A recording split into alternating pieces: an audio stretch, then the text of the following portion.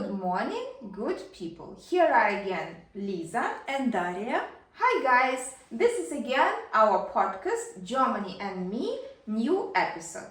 And this episode is going to be about something interesting, something exciting, well, as usual. You see guys, we are dressed up like this, and of course it's spring and the weather is great, not always but still, and we decided somehow to actually start our topic and connect it with one interesting thing.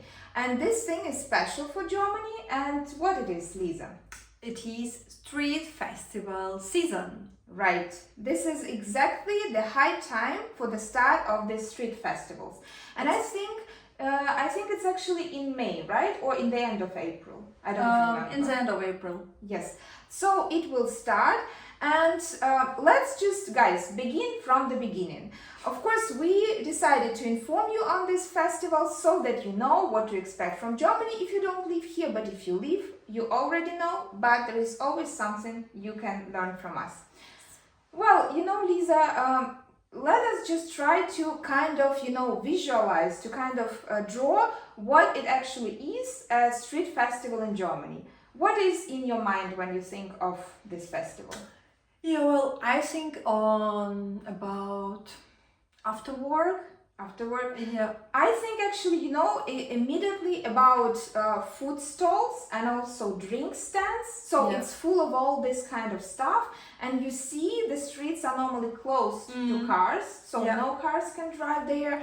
And it's normally full of food, full of drinks, full of Spaß or fun, as we can call it. Yeah, it's also full of music. Yes, live music, exactly. And what we were discussing before starting to film this episode with you, so day drinking is something amazing and special in Germany, right? Yes. I mean, you drink, guys, you Germans, you drink a lot, but somehow you do know, when it's time to stop. So you're not totally drunk. And we have respect for that because probably some of us cannot do something like this and we are not that good at being not drunk. So, this is how it looks like. And then let us just inform you guys also on the reason why actually these festivals exist. I mean, we were thinking with Lisa and we made some research. So why? Do you know the reason why we have all these festivals from the end of April until the early autumn? Yeah, it's very strongly connected with the ethnicity of Germans and with all traditions when they gathered together, the whole neighborhood.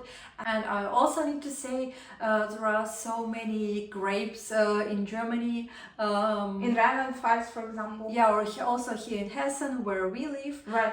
It's pretty warm here. Yeah, exactly. So, the regional wine taste.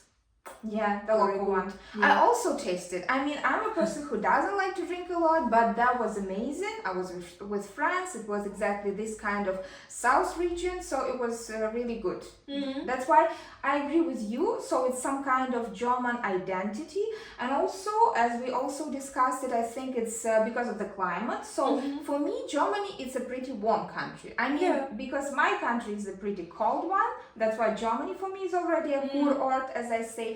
But yeah, of course, it's not the south of France, it's not Spain, it's not Italy, but still it's kind of also Richtung or direction warm. That's why here we have wine and we have this culture. Even I'm wondering, like in February, people are already all over on the streets because they want to have coffee or some wine, a glass of wine, and just enjoy the atmosphere and the weather, because in February it can be also pretty warm. So exactly. And there are some, I think, historical reasons as well. Probably earlier there were some, I don't know, as usual, it can be city anniversaries, for example, but according to history, maybe they didn't have so much what they could do, there back then. And they decided, let's go outside and have some fun. Yeah, and I also think there is some kind of tradition to celebrate life. Yes, to celebrate life in general, to celebrate good weather, summer, spring, to celebrate nature. To celebrate nature and these connections and the resources we have here in Germany, for example, like regional wine, Yes. beer, Harvest sausages, traditions. whatever. For example, there is even green sauce festival here in Frankfurt. Hessen. So it's a big thing. It's a big deal, actually. So it actually deserves to be celebrated. Exactly. So this is the reason, the roots where it all comes from, and also the season, as we have already mentioned, probably when it all happens. Can you name it exactly? I think exactly the end of April. The end of April, until maybe June or May. I think even early autumn, because exactly. Do you remember we have Early this? autumn. I think in the end of August we have this Mine Fest or something near the river. So where everyone. But actually, it's also what we didn't say. Maybe it's also a tradition to sell something. So you have your business, because there are lots of not only food and drinks stalls and stands, but also some kind of stalls full of different kind of goods where you can sell what you have, what you produce, and then people buy it. So it's kind of also an exchange. Yeah, like a flea market. Right, exactly. Flea market. And also we have, of course, Christmas markets and Oktoberfest, but it's probably another topic for another episode, right? Yeah. Because it's a huge kind of part. Yeah, it's a huge kind of part, and I think many foreigners also, when they think about... They think immediately... Yeah, when they think about Germany, they immediately think, on Oktoberfest. Where people drink beer, lots of beer. Yeah, but this episode is dedicated to other street festivals, and we wanted to say that Germany is not only Oktoberfest. Yes, just in general about the street festivals culture. I think that here we have pretty same opinions or thoughts, because what actually was your experience with the street fest? Do you normally go, I don't know, is it possible in your opinion to go there alone and find some friends communication, or you go with someone? How did you do this? Actually I explored street festivals with my colleagues, with my team and with my company, so it's kind of after work, and I think many people here in Frankfurt do the same, or they do it with family, for example with kids. Yes. It's also a very nice tradition, and from my point of view here, it's very difficult to go there alone if you want to make connections, if you want to make new friends. No chance, I think. I mean, we are pretty communicative people, but sorry, we're going to say this. Don't even try to skip. I mean, if you go there, okay, let's be honest here. I think it depends tightly on the region and on the city. For example, Frankfurt is still a pretty big city. For some people, it's probably huge. For me, a pretty big city. So it's kind of in the direction of really megapolises, I don't know, like Hamburg, Berlin, and so on.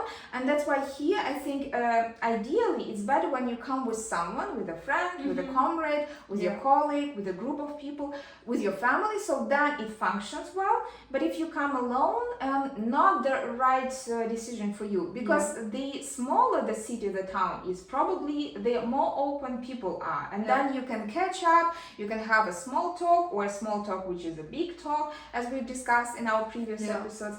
But it's not the case where you want to socialize. Yeah, and I also think that many people go there really after work, after 9 to 5, so you can recognize it on their office outfits. Yeah, exactly. Yeah, and it's probably they will talk about work, more relaxed atmosphere, and it's not very common they will let unknown Strangers. person to talk about their work, so it's a little bit strange. Yeah, so it's kind of a limited circle. But it doesn't mean that people are not ready for communication. I mean, maybe they are, but even you yourself coming there probably will feel uncomfortable in a way. So, but maybe in such events such as day drinking, it's not really a festival, but it's a common tradition here in Frankfurt when the weather is good.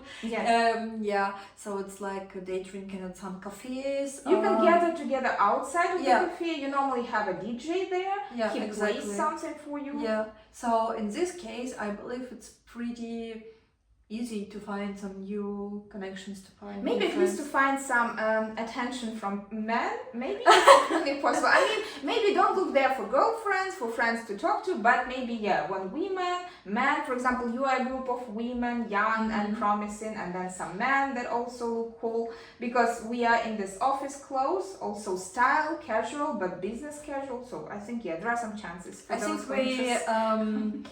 we have a new topic. Yeah, maybe in the future.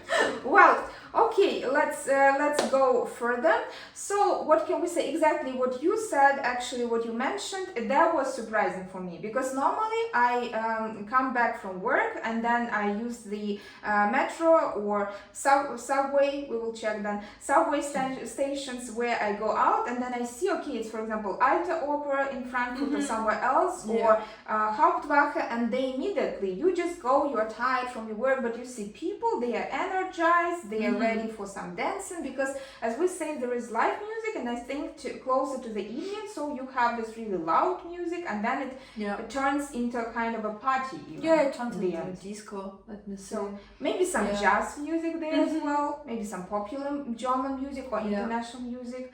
And Lisa, we didn't actually, or we did mention, I don't remember, so I mean drinks, for example, is it normally dependent on the region or not, what people drink there? What are the common drinks? The common drinks are wine and beer.